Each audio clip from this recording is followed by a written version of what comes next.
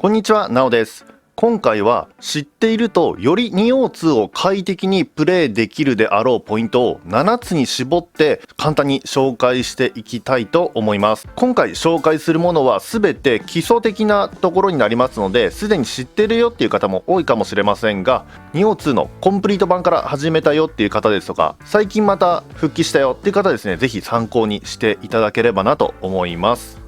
今回の動画もなるべく分かりやすいよう簡潔にまとめてみましたので、もし気に入っていただけましたらチャンネル登録、そして高評価もぜひよろしくお願いいたします。それでは知っているとより 2O2 が快適にプレイできるようになるポイント7つ、早速いってみましょう。まずはじめに紹介したいのはアイテムのショートカットの増やし方ということですね。左下に出ているこのアイテムのショートカット、いくつでプレイされていますでしょうか。私の場合は4ページでプレイしておりますが、中にはですね2ページでずっとやってるよっていう方ももしかしたらいらっしゃるかもしれません。これを4ページに増やす方法なんですけども、まずはタッチパッドを押します。そしてこの項目の一番右端にあるシステムを選択します。続いてメニュー設定、上から3番目ですね、こちらを選択します。するとさらに上から3番目のここにアイテムのショートカットのセット数というのが出てくるんですね。これが初めは2セットのままになっていると思いますので、右をこう押して3とか4とか自分にですね合った数に増やすことが可能です。序盤のうちはそこまでショートカットの数必要ないと思いますので、慌ててね増やす必要はないんですけれども、後半に行くにつれてこう装備したい陰陽術だとか忍術、またアイテム等も増えてくると思いますので、その際はですねぜひ試していただけたらなと思います。続いて紹介したいのは体力ゲージだったり玉城、そして守護霊のアイコンの横に表示されている数字の出し方についてです。もちろん表示がなくてもプレイ自体に支障はないんですけれども、よりですね今の現状を正確に知りたい場合はこの数字を表示させるのが必須かなと思います。それでは早速表示のさせ方の説明です。まずはタッチパッドを押して先ほどと同じくこのシステム欄を開きます。そしてこの中の上から2番目ゲーム設定を今度は選択します。そしてこのゲーム設定の画面の2ページ目ですね、 R1 を1回押して2ページ目を表示させます。するとここにですね体力バーの数値を表示とかアムリタゲージの数値を表示等ですね、いろいろこう表示するかどうかを選べるところがあるんですよね。ちなみにこれを全て表示しないと選択すると、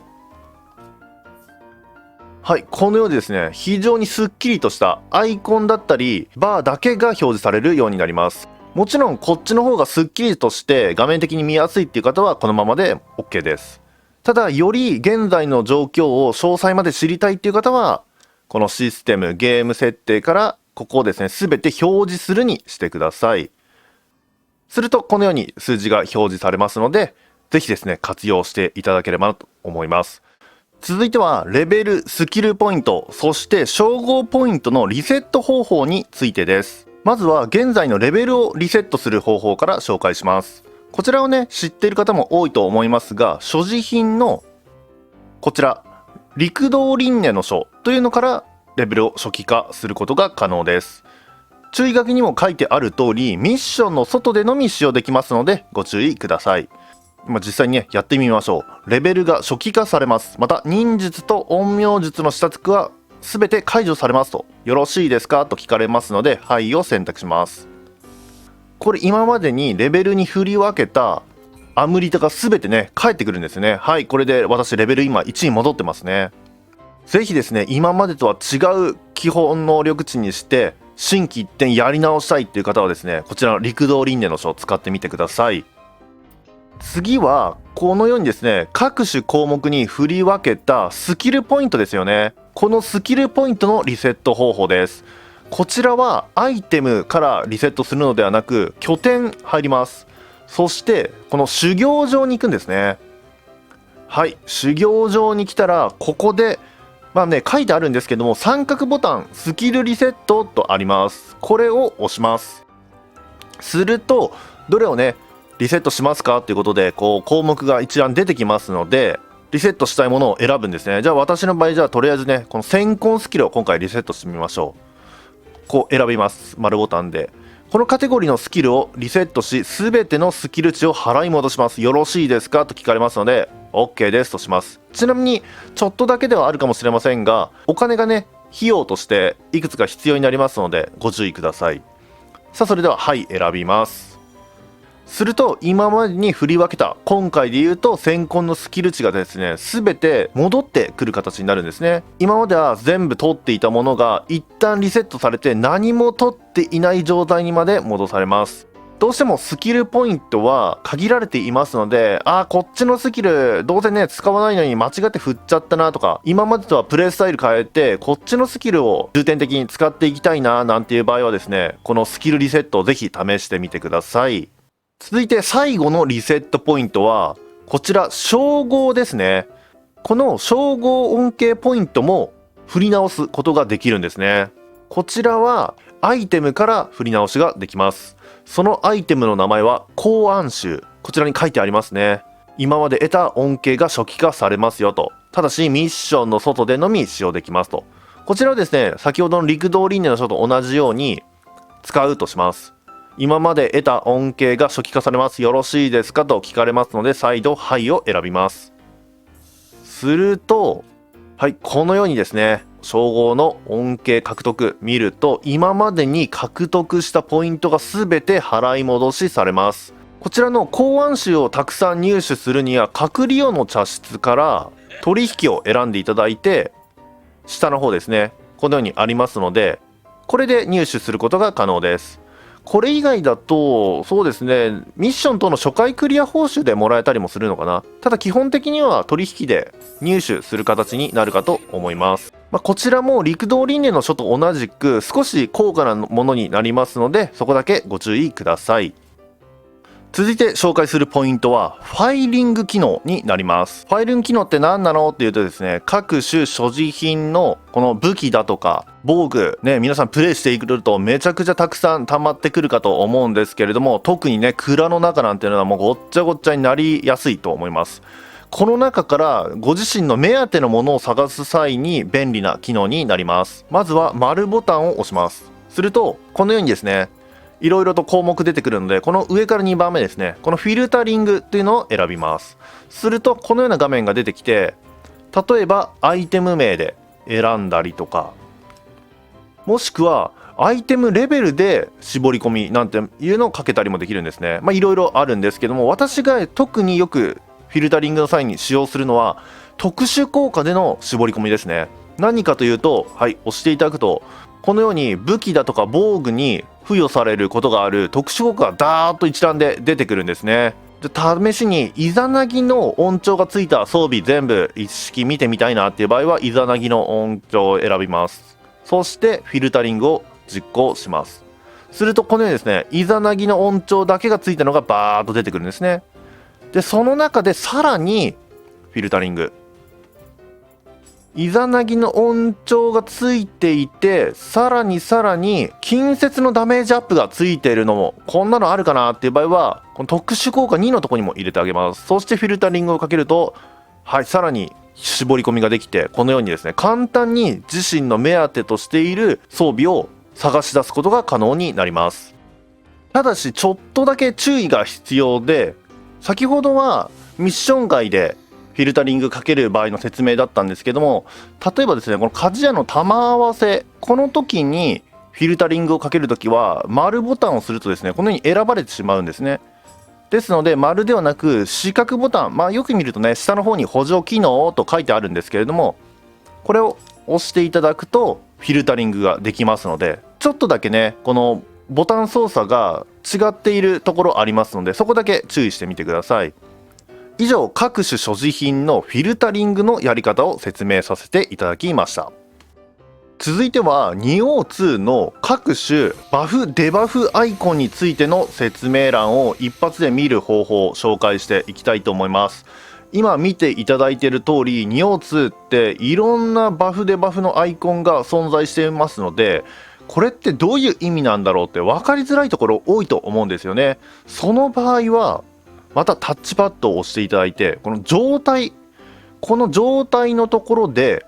R3 ボタン、要は右スティックですよね、こちらを押し込みます。すると効果アイコン一覧っていうのが出てきて、このようにですね、自身に付与されているバフ機能、デバフ機能がですね、どういう効果を持っているのか一覧でずらーっと見ることができるんですね。非常にたくさん項目ありますね。ですので一度に全部を覚えるというよりも、何か気になったよくわからないアイコンが出てきた時にこちらでチェックするっていう風にした方がいいかなと思います。簡単にこの見方を説明すると、このようにですね、青い縁取りのアイコンはバフ効果、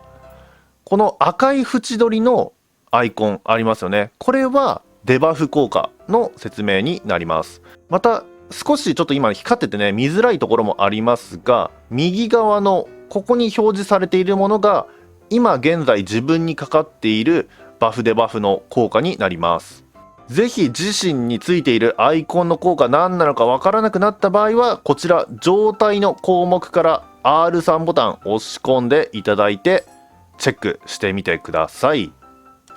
続いて紹介するポイントは鍛冶屋のこちら改造についてなんですよね。ある程度進まれた方でしたら皆さん行われているとは思うんですけれども、実はですね、この改造というシステム、特化1と2だったり1と3、もしくは2と3みたいにですね、2つの特性を持たすことが可能なんですよね。このやり方についてですね、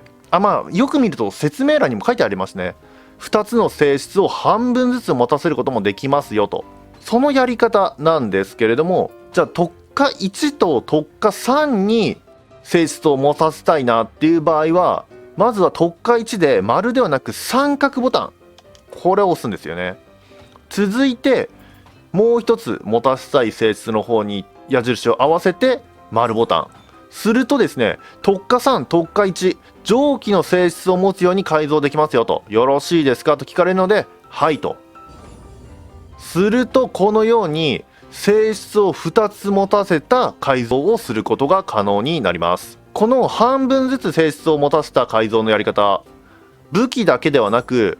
防具にも行うことができるんですね。普段は高度化だったり重厚化のどちらかだけでやってる方多いかなと思うんですけれども、高度化で三角、そして重厚化で丸を押すことによって重厚化と高度化の性質をですね、半分ずつ持たせた防具を制作することも可能になっております。また最後にですね、皆さん武器と防具の改造はやられていても、意外とこの小物の改造やられてない方多いんじゃないかなと思います。武器防具と同じように高度化重厚化でですね、このように性質を変更すること可能です。当然先ほど言った半分ずつ2つの性能を持たせることも可能です。はい、このようにですね、ぜひこの2つずつの性質を持たせる改造のやり方、そして小物もきっちり改造できるんだよっていうことをですね、頭の片隅に置いていただけたら幸いでございます。最後に紹介したいポイントは陣法の玉合わせについてです。鍛冶屋から皆さんご存知のこの玉合わせやっていくんですけれども、陣法を混ぜる際だけプラス値がですね一気に引き上げることができるよというポイントについて紹介していきたいと思います。まずはプラス値37の大太刀を例に説明していきたいと思います。素材にですね、神器以下のものを選んだ際はどれだけ素材のプラス値が高かろうとも元のベースとなる武器のプラス値っていうのは1ずつしか上がらないんですよね。ですので神器以下を混ぜる際は非常にたくさん玉合わせをする必要が出てきます。ただしそれが陣法の場合、はい、皆さん見てください。混ぜるプラス値は118と一緒なのに、陣法の場合はベースとなる大太刀のプラス値が一気にプラス78まで上がっているのが確認できると思います。こちら防具に関してももちろん同じです。プラス値がまだ一つもついてないもの、こちらにですねプラス値120、今の202でいうマックス値ですよね、これを混ぜようとすると一気にですねプラスの値が60まで跳ね上げることも可能になっております。ですので簡単にまとめると、人報の玉合わせだと今まで以上にプラス値をガンガン上げていくことが可能になるよということですね。以上、知っていると少しお得になるかもしれない情報7つを紹介させていただきました。今回の動画は以上で終了にしたいと思います。私ですね、ライブ配信等を行っていることもありますので、もしよくわからなかったっていう点があれば、ライブ配信中にですね、コメントで聞いていただければ、できる限り答えたいとも思いますので、ぜひよろしくお願いいたします。それではまた次の動画でお会いいたしましょう。